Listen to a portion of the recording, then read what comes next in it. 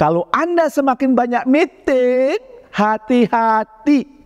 Artinya Anda semakin tidak produktif atau setidaknya kurang produktif.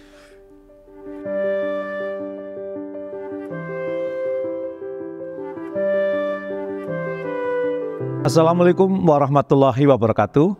Bertemu kembali dengan saya, Jamil Azzaini, di acara Leadership Inspiration. Semoga Anda makin sukses, makin mulia. Harta tahta kata cinta Anda semakin berlimpah, dan di saat yang bersamaan, harta tahta kata cinta Anda menjadi sumber manfaat buat orang-orang di sekitar Anda.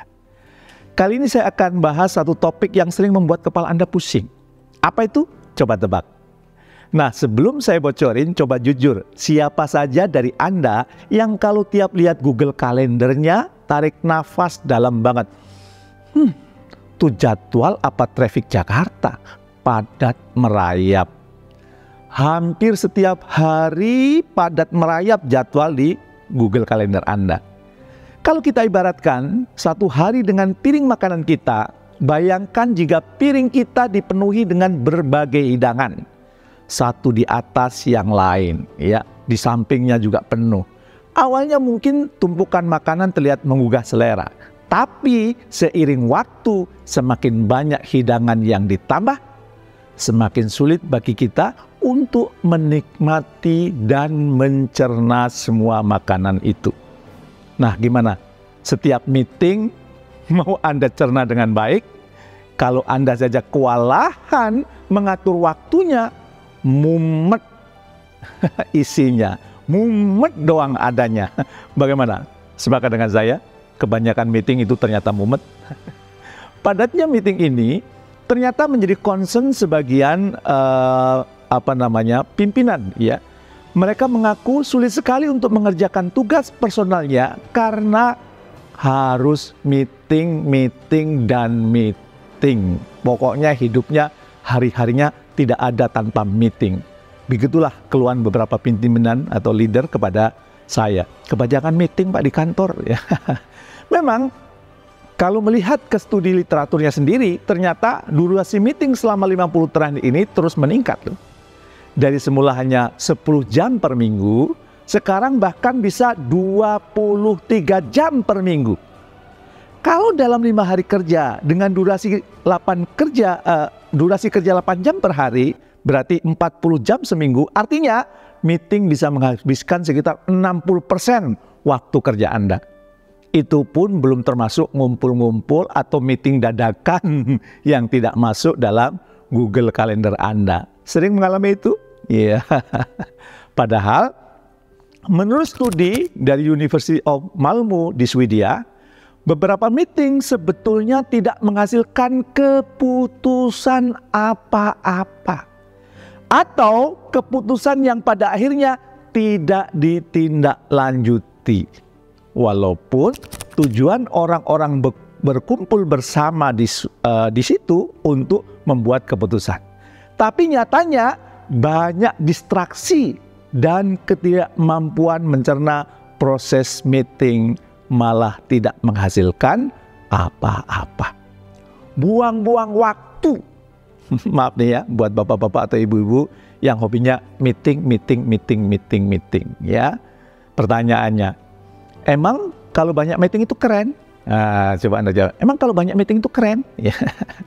Menurut studi dari GPA pada tahun 2023 ini, hanya 11% meeting yang sebetulnya produktif. Karena 41% dari pesertanya pasti multitasking. Apalagi pas pandemi lalu, ya. Bahkan salah satu peserta coaching saya dari BUMN terkemuka menyebutkan dalam sehari dia bisa 4-6 paralel meeting Pak, online Pak. Wajib hadir on kamera Pak. Mumet bukan Pak? Ngeri ya, satu hari 4-6 meeting paralel gitu. Dan kemudian ada juga studi lain yang mengatakan kuantitas meeting malah berbanding terbalik dengan produktivitas harian kita. Jadi, kalau Anda semakin banyak meeting, hati-hati. Artinya Anda semakin tidak produktif atau setidaknya kurang produktif. Kerugian banyaknya meeting ini ternyata bukan hanya dirasakan langsung oleh para karyawan, para leader. Perusahaan pun akan terbebani untuk setiap meeting yang berlangsung. Jadi, semakin banyak meeting, kos yang dikeluarkan perusahaan ya semakin besar. Apalagi kalau meetingnya dihadiri cukup banyak orang. Sudah begitu, lama lagi. Ya, seperti naik taksi yang lagi macet nih, argonya terus berjalan saudara-saudara. Tapi nggak nyampe-nyampe. Ya, karena tidak mungkin meniadakan meeting, maka kita memang perlu meeting, ya. Tapi jangan sampai argonya jalan kayak tadi taksi macet. Jadi, pertimbangkan betul sebelum Anda ingin buat meeting. Ingat, taksi macet, argonya jalan nggak nyampe-nyampe. Itu kebanyakan meeting yang tidak produktif. Mungkin perusahaan Anda bisa mencontoh kebijakan yang diambil oleh Kas Nejatian, COO dari Shopify. Menurut saya kebijakan ini cukup radikal.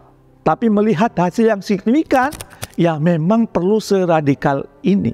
Ya, Kas ini memutuskan war, perang dengan segala bentuk meeting. Ya, dia menolak banyak meeting. Dia membatasi jumlah peserta meeting. Membuat satu hari bebas meeting, nggak ada meeting sama sekali. Dan mengalokasikan waktu tertentu untuk meeting dengan partisipan lebih dari 50 orang. Jadi kalau meetingnya lebih dari 50 orang itu perlu waktu khusus ya, yang memang disetujui olehnya. Hasilnya, dia bisa meniadakan 10.000 meeting dan menghemat 76.500 jam untuk karyawannya, ya, bisa mengerjakan tugas personalnya yang lebih produktif dibandingkan meeting. Tentu ini adalah keputusan yang sangat strategis ya.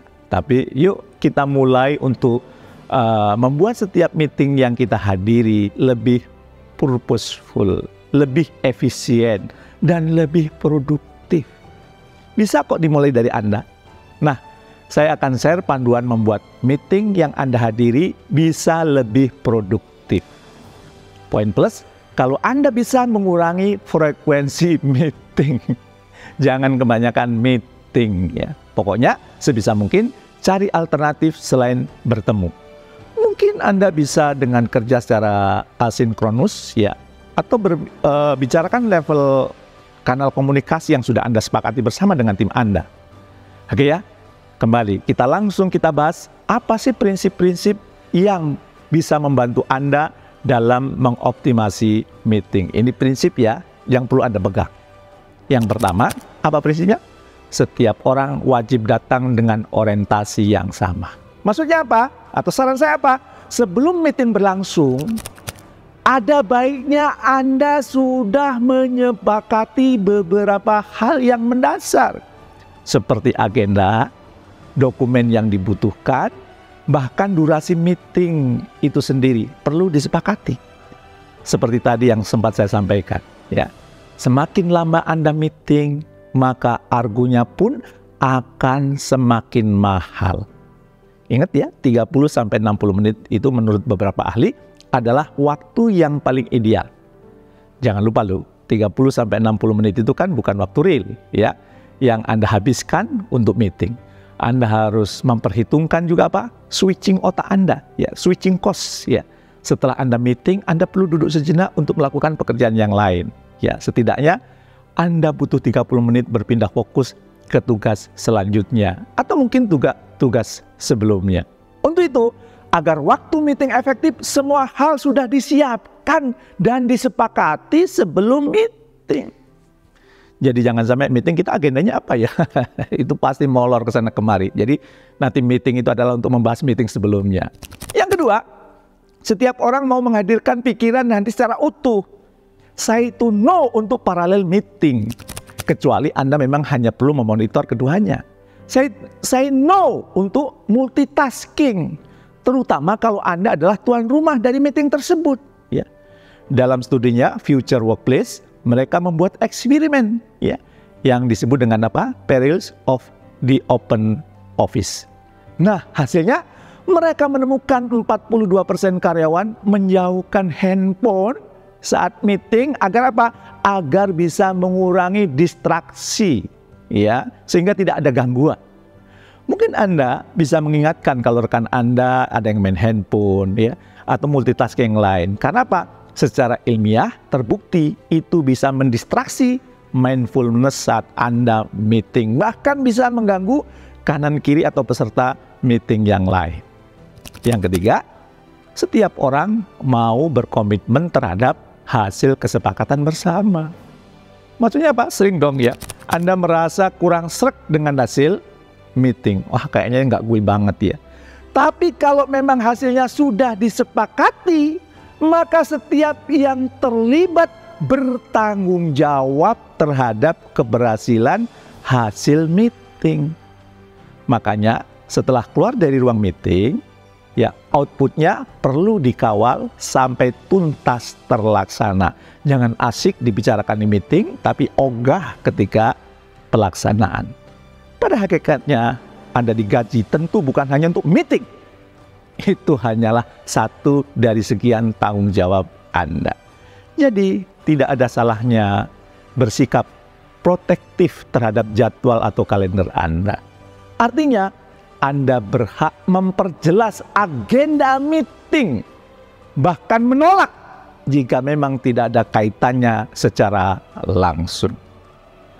Terkadang inspirasi itu memerlukan kesendirian, keheningan, ketenangan, bukan dalam hiruk-pikuk meeting. Tetaplah menjadi pemimpin yang benar-benar memimpin dengan mengatur meeting Anda. Sukses mulia untuk kita semua.